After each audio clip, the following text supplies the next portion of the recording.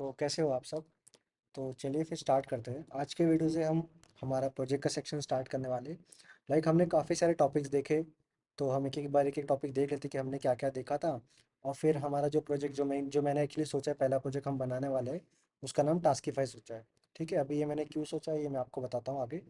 तो हम पहले देखते हैं कि हमने अभी तक नोट जेएस की सीरीज़ में क्या क्या देखा, और वो सारे इंपॉर्टेंट पार्ट थे जो भी हमने देखे। ठीक है, तो सबसे पहले हमने देखा था कि नोड जेएस एक्चुअली होता क्या है।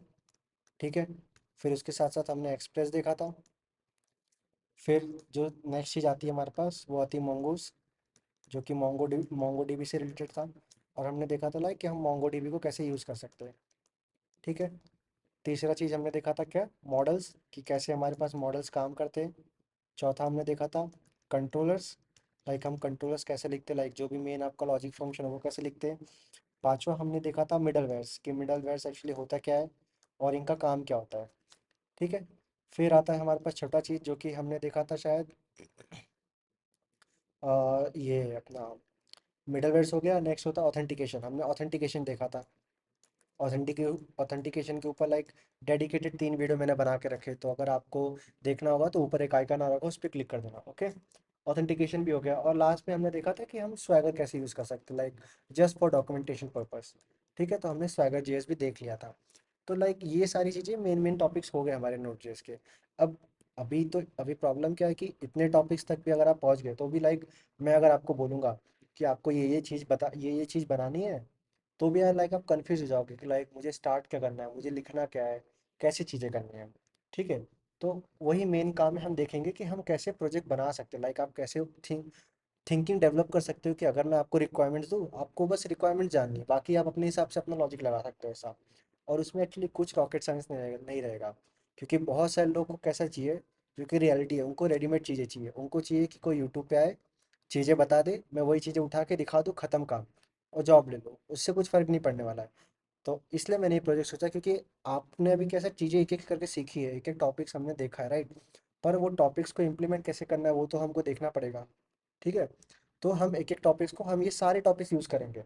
और मैं आपको बताऊंगा कि कैसे आप सोच सकते हो, कि मुझे अगर कोई प्रोजेक्ट बनाना है तो मेन प्रॉब्लम है कि मैं स्टार्ट कहाँ से करूँ। लोगों में कन्फ्यूजन ये रहता है कि मैं स्टार्ट कहाँ से करूँ, ऐसा मतलब मैं क्या लिखूँ जिससे मेरा प्रोजेक्ट स्टार्ट हो जाए। ओके, हाँ। और ये प्रोजेक्ट स्टार्ट करने के पहले मैं बता देता हूँ कि ये वीडियो में हम फ्रंट एंड, ये प्रोजेक्ट की सीरीज़ में हम फ्रंट एंड नहीं है, तो मोस्टली सारा काम बैक एंड पे रहेगा। तो आपको इसे समझ के चलना है कि कोई फ्रंट एंड मेरे को बना के देने वाला है, मुझे बस उसको एपीआईज बताने हैं, वो एपीआईज इंक्लूड हो जाएंगे तो अच्छे से काम दिखेगा। ठीक है, बट अगर आपको फ्रंट एंड भी इंक्लूड करना है तो आप किसी का भी वीडियो देख सकते हो, जिसने रिएक्ट सिखाया होगा। ठीक है, तो आप रिएक्ट यूज़ कर सकते हो, या तो आप नोट जेएस यूज़ करके फ्रंट एंड भी बना सकते हो, उसमें कोई बुराई नहीं है। पर जो प्रोजेक्ट का मेन सीरीज़ है, आप बैक एंड के एपीआईज कैसे बना सकते हो। ठीक है, तो फिर हम बढ़ते हैं आगे अपने वीडियो में। तो हम जो बनाने वाले हैं, ये पहला प्रोजेक्ट होने वाला है। टास्कीफाई क्यों नाम सोचा है, क्योंकि ये छोटा सा प्रोजेक्ट है। क्योंकि अभी तक कैसा है कि आप लोग को ये सारे के सारे इंडिविजुअल टॉपिक्स पता है, राइट, कि मोंगोस कैसे होता है, मॉडल्स क्या होता है, कंट्रोलर क्या होता है, मिडलवेयर कैसे करते हैं, ऑथेंटिकेशन कैसा करना है, और स्वैगर तो ठीक है, वो साइड की चीज़ है। आप लोग को अभी सिर्फ टॉपिक्स पता है कि चलो हाँ मैं मॉडल्स ऐसे लिख सकता हूँ, पर मुझे उसको यूज़ कैसे करना है वो मेन चीज़ है। तो हम स्टार्ट करते हैं अपना। तो टास्कीफाई हम देखते हैं बनाने क्या वाले। तो टास्कीफाई में इतना कुछ है नहीं, बेसिक सा बेसिकली क्या रहेगा। अभी के लिए हम हमारा एक यूज़र समझ लेते हैं। ठीक है, चलो एक हमारे पास एक यूज़र करके मॉडल बनेगा, इसमें मैं 2 रोल दे देता हूँ। अभी के लिए 2 भी दे सकता हूँ, चलो नॉर्मल भी रख लेते हैं, पर अभी के लिए चलो 2 यूज़र है मेरे पास। 2 टाइप के यूज़र हो सकते हैं। कैसा यूज़र हो सकता है, एक हमारा नॉर्मल यूज़र हो गया, एक हमारा एडमिन हो गया। ठीक है, अभी आपको क्या करना है, आप एक सिनेरियो कंसिडर करो कि आप एक बैकएंड डेवलपर हो। ठीक है, मैं आपको ये चीज़ बता रहा हूँ कि आप कैसे थिंकिंग डेवलप कर सकते हो। तो आप एक बैकएंड डेवलपर हो, मैं क्लाइंट हूँ, तो मैं आपको रिक्वायरमेंट दे रहा हूँ। ठीक है, तो आपको क्या करना है, रिक्वायरमेंट नोट करनी है। कैसे, पहला, मेरे पास एक यूज़र का टेबल रहेगा। ठीक है, मेरे पास 2 टाइप के यूज़र्स हो सकते हैं, एक मेरे पास नॉर्मल यूज़र रहेगा, और एक एडमिन यूज़र रहेगा। करेक्ट है, चलो ठीक है। क्लाइंट ने इतना बता दिया कि 2 टाइप के यूज़र रहेंगे। अब नेक्स्ट क्वेश्चन आता है क्या, कि मेरा जो यूज़र जो है उसके अंदर कॉलम्स कौन से रहेंगे। ठीक है, तो इस वीडियो के पर्पज़ के लिए मैंने कुछ कुछ प्री डिफाइंड कॉलम सोच के रखे हैं, जैसे कि नेम हो गया, ठीक है, ईमेल हो गया, वगैरह वगैरह जो जो भी चीज़ें हैं। पर अगर आप एक डेवलपर हो तो आप क्या करोगे, आप क्लाइंट से पूछोगे कि मेरे को बताओ कि आपको कौन से कॉलम के नेम चाहिए। ये हो गया पहला काम, ठीक है। दूसरा क्या था, हमने रिलेशनशिप के बारे में पढ़ा था, ठीक है। हाँ, हमने रिलेशनशिप भी देखे थे, जो कि मैंने यहाँ पे इंक्लूड नहीं किया, पर मोंगोस के अंदर हो गया था। हमने रिलेशनशिप के बारे में दिया है। तो पहला काम क्या है, आपको क्या लेना है, आपको रिक्वायरमेंट्स लेनी है, ठीक है। तो रिक्वायरमेंट्स अभी के लिए जो हमारा एप्लीकेशन है टास्कीफाई, उसकी रिक्वायरमेंट्स क्या है कि एक यूज़र है, वो क्या करेगा, एक टास्क क्रिएट कर सकता है, एक टास्क क्रिएट कर सकता है। अभी ये टास्क है, तो इस टास्क में कुछ डेडलाइन वगैरह होगी या फिर इसकी कुछ प्रायोरिटी होगी, राइट।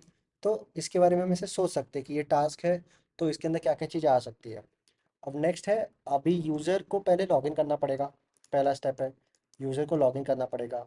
और यूज़र क्या कर सकता है, खुद के ही टास्क देख सकता है। ये भी आपने सोचा होगा कि हाँ, यूज़र खुद के ही टास्क देखेगा, ये भी करेक्ट है, ठीक है।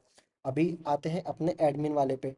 अभी एडमिन जो है, एडमिन एडमिन तो क्या कर सकता है, वो देख सकता है कि सारे के सारे यूज़र्स कौन है। ओके, तो वो क्या देख सकता है, ऑल यूज़र्स देख सकता है। प्लस वो क्या देख सकता है कि हर एक यूज़र के नाम पे कौन सा टास्क असाइन है, लाइक ये यूज़र के पास कौन से टास्क है, राइट, क्योंकि एडमिन तो वैसे ही काम करता है, ठीक है। हाँ, तो इतना ऐसा काइंड ऑफ बेसिक फ्लो हो गया हमारा। अब आते हैं अपने हम स्कीमास के ऊपर, लाइक हम क्या क्या फील्ड्स रखेंगे। तो मैं क्या सोच रहा हूँ, पहले अपना एक बेसिक सा ओवरव्यू डायग्राम बना लेते हैं, वो इंपॉर्टेंट है ना। तो अभी अगर आप डायग्राम देखोगे, ये आपका चलो बन गया यूज़र, ठीक है, चलो ये आपका बन गया टास्क, ठीक है। हाँ, एडमिन के पास तो सपोज कोई टास्क नहीं रहेगा, ठीक है, ये एक अलग सा सिनेरियो है। मैं अभी क्या कर रहा हूँ, रिक्वायरमेंट्स बता रहा हूँ आपको कैसे सोचना है। तो अभी यूज़र के पास मल्टीपल टास्क हो सकते हैं, राइट। तो एक यूज़र के पास मल्टीपल टास्क, तो रिलेशन कैसे जाएगा, वन टू मैनी। ये तो मैंने आपको बताया था, राइट, कि वन टू मैनी रिलेशनशिप कैसे सोचना है। तो वन टू मैनी रिलेशनशिप है, मतलब टास्क टेबल के अंदर एक एक्स्ट्रा कॉलम आएगा, और वो एक्स्ट्रा कॉलम कौन सा रहेगा कि यूज़र, कि ये जो टास्क है कौन सी यूज़र को बिलोंग करता है। क्लियर ये चीज़। तो हमारा यूज़र और टास्क का रिलेशनशिप तो हमको समझ गया है, ठीक है। तो अभी के लिए हमारा प्रोजेक्ट इसके ऊपर ही पूरा बेस्ड है ना, कि यूज़र है, उसके कुछ तो टास्क है। हाँ, अभी टास्क के अंदर कौन से कॉलम्स है वो बात की चीज़ है, पर मेन जो है हमारे पास दो टेबल्स रहने वाले, एक यूज़र हो गया, एक टास्क हो गया, अभी के लिए। ओके, ठीक है। तो ये हो गया हमारा बेसिक सा जो हम टास्कify बनाने वाले हैं। अब इसमें क्या क्या चीज़ें हमको लगेंगी, ठीक है, चलो वो भी देख लेते हैं। सबसे पहला काम है, आपको मॉडल्स बनाना आना चाहिए, जो कि हम बनाएंगे स्कीमा वगैरह, ओके, ठीक है। दूसरा चीज़ हो गया, रिलेशनशिप को समझना आना चाहिए।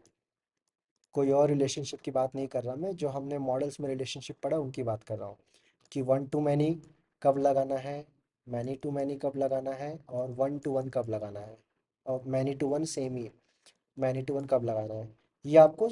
हाँ, अभी इसमें कुछ लोग करेगा कि मुझे तो समझ ही नहीं आ रहा मैं कैसे लगाऊँ, तो मैंने बताया ना आपको कि आप क्या करो, आपके जो जो रिक्वायरमेंट्स है उसको नोट कर लो। एक यूज़र था, एक टास्क था, अब फिर खुद से ही बात करो कि एक यूज़र के मल्टीपल टास्क है, तो मतलब ये वन टू मैन ही जाएगा ऐसा। तो आपको अपने आप ही रिलेशनशिप्स ये लगाना आ जाएगा कि मेरे को दो टेबल के बीच में कौन सा रिलेशनशिप लगाना है, ठीक है। नेक्स्ट चीज़ हमारे पास, हम ऑथेंटिकेशन भी इसमें यूज़ करने वाले हैं। तो आपको क्या करना पड़ेगा, मेरा ऑथेंटिकेशन का वीडियो भी देखना पड़ेगा कि लाइक हम ऑथेंटिकेशन कैसे कर सकते हैं, ओके। और मैंने थोड़ा बहुत बेसिक सा कोड टेम्पलेट भी रेडी करके रखा है, ताकि मैं आपको बताऊंगा कि हमारी हम जो कोड लिखेंगे वो एक्चुअली किस फॉर्मेट में होना चाहिए, और हमको अलग अलग फोल्डर्स ही क्यों चाहिए, ऐसा, ठीक है। तो ये हो गया। अभी आते हैं चलो अपने कोड की तरफ, हम बेसिक कोड ओवर भी देखेंगे, ओके। तो मैं क्या करता हूँ, कोड ओपन कर लेता हूँ। अभी अगर आप ध्यान दोगे तो मैं आपको इंडेक्स वाली फाइल दिखाता हूँ। यहाँ पे मैंने कुछ नहीं किया है, मैंने क्या किया है, एक ऐप कॉन्फ़िग करके वेरिएबल्स बना लिए है, ओके। एक ऐप कॉन्फ़िग वेरिएबल बना लिया जिसके अंदर मैं मेरा पोर्ट दे रहा हूँ और मोंगोडीबी यूआरएल दे रहा हूँ, ठीक है। एक फंक्शन बना लिया डेटाबेस कनेक्ट करने के लिए। अब मैंने अलग अलग चीज़ें सेपरेट क्यों करके रखी, अगर आपने मेरा अपना हमने जो कोड किया था उसका पुराना अगर कोई वीडियो देखोगे, जैसे कि मैं ओपन करके दिखाता हूँ, तो देखेंगे उसमें डिफरेंस क्या है। तो सी डी एल एस करते एक बार, c d dot dot l s. हमने किस में देखा होगा, हम रिलेशनशिप चेक कर लेते हैं। ओके। हाँ, अगर आप यहाँ पे आओगे तो देखो हमने क्या किया है, सब कुछ यहीं पे लिख दिया था, राइट। यहीं पे मैं डेटाबेस कनेक्शन कर रहा हूँ, यहीं पे मैं एपीआई कॉल कर रहा हूँ। ओके, तो ये काइंड ऑफ कैसा है, अप्रोच गलत है। अप्रोच गलत नहीं बोल सकते, पर काइंड ऑफ ये बहुत ज़्यादा एक ही फाइल में हर चीज़ को हम डिफाइन नहीं कर सकते। तो इसलिए हमको फाइल सेपरेशन करना आना चाहिए, ताकि हर एक चीज़ का पता रहे।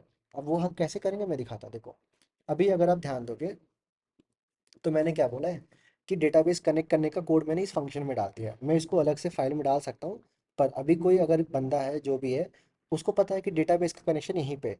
तो अगर फ्यूचर में आके उसको कुछ भी चेंज करना है, तो वो जाके सिर्फ यहीं पे चेंज कर देगा, राइट। उसको कहीं और छेड़खानी करने की कोई ज़रूरत नहीं है। इसलिए स्टार्ट सर्वर का भी मैंने लिखा है।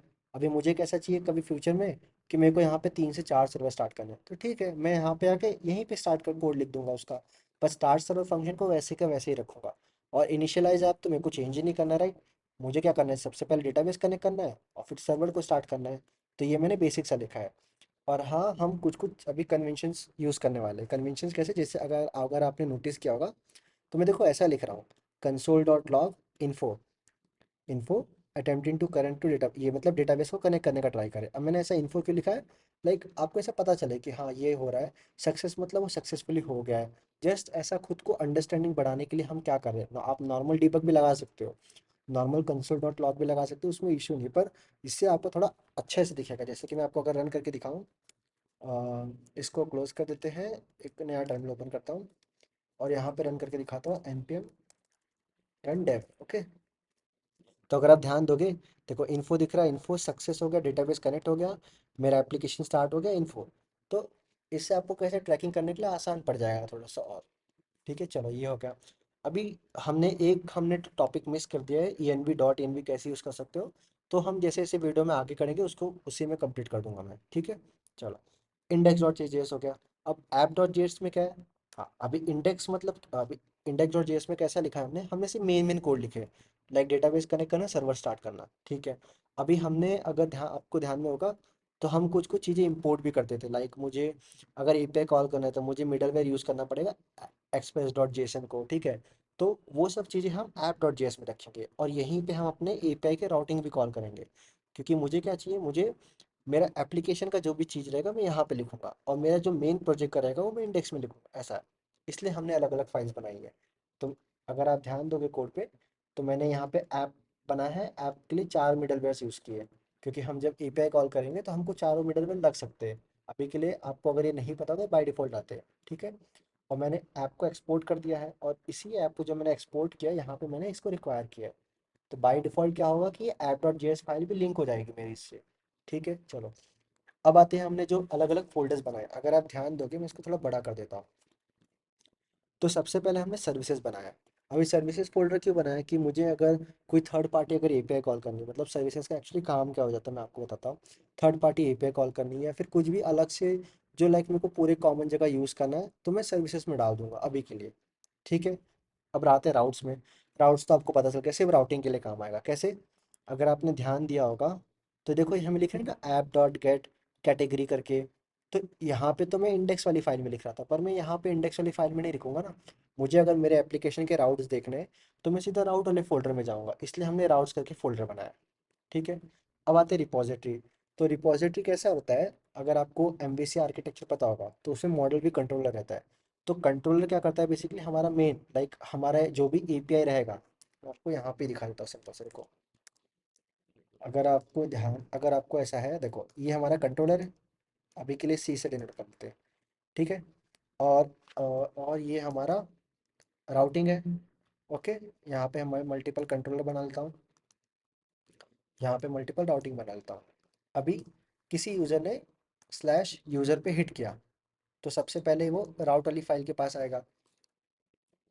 राउट वाली फाइल में मैपिंग रहेगा कि ये जो फंक्शन है स्लैश यूज़र, वो इस फंक्शन को कॉल करे। यहाँ पे मैं फंक्शन का नाम लिख देता हूँ, F1 हो गया, F2 हो गया, F3 हो गया।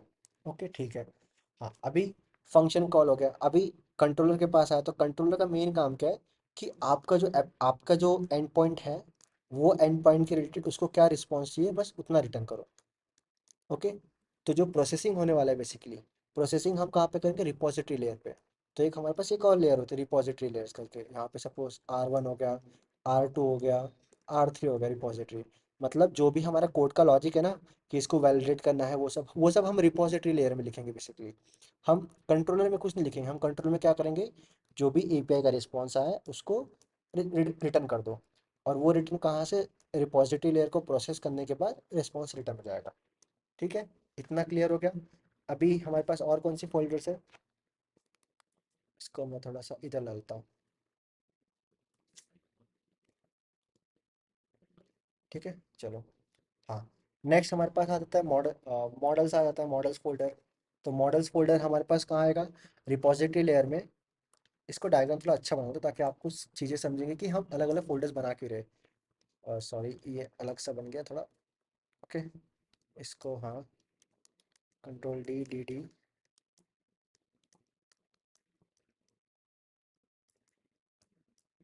क्योंकि ये बहुत काम की चीज़ है, पता है आपको। आप ऐसे कोड सेपरेट कर सकते हो तो बहुत अच्छी बात है, ताकि किसी को भी कुछ भी डाउट रहेगा वो सीधा उस फोल्डर के साथ छेड़खानी करेगा, बाकी किसी चीज़ों को नहीं छुएगा, ऐसा है। ठीक है, तो ये हमारा कौन सा लेयर हो गया, राउटिंग लेयर हो गया।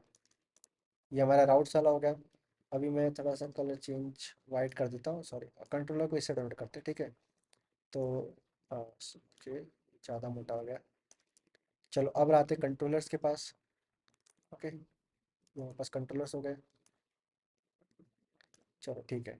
तो राउट में कैसा है, सॉरी, राउट में क्या क्या है, R1 एक राउट है, R2 एक राउट है, R3 एक राउट है, R4 एक राउट है, R5 एक राउट है।